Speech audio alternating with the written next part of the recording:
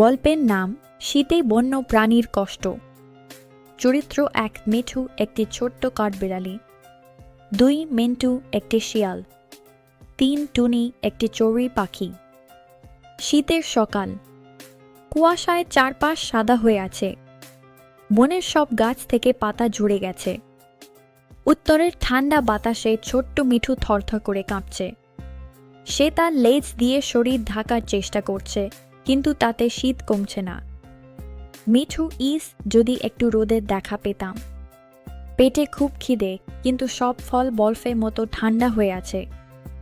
মিঠু খাবারের খোঁজে বের হয়ে দেখল বন্ধু টুনি একটি শুকনো ডালে কুঁকড়ে বসে আছে। টুনির পালকগুলো ঠান্ডায় ফুলে গেছে।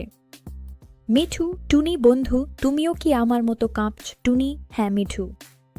নদীটার পানি জমে বরফ হয়ে গেছে, এক ফোঁটা পানি খাওয়ার উপায় নেই, আর গাছের কোটরে বাতাস ঢুকছে। মিঠু আর টুনি মিলে বনের গভীরে গেল। সেখানে তারা দেখল মিন্টু শিয়াল দাদা তার গুহার মুখে বসে আছে।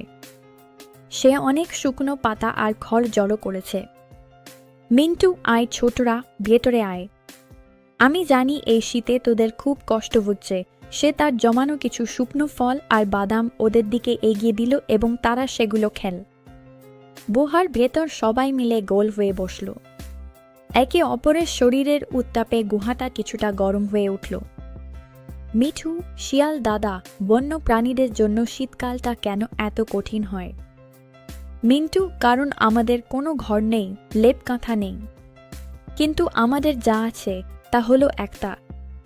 আমরা যদি একে অপরকে আগলে রাখি, তবেই এই কঠিন সময় পার করা সম্ভব। শীতের সময় বন্য প্রাণীদের জন্য খাবার ও আশ্রয়ের খুব অভাব হয়। আমাদের উচিত প্রকৃতির ভারসাম্য রক্ষা করা এবং সম্ভব হলে পশু পাখিদের জন্য বনের পরিবেশে কোনো ব্যাঘাত না ঘটানো।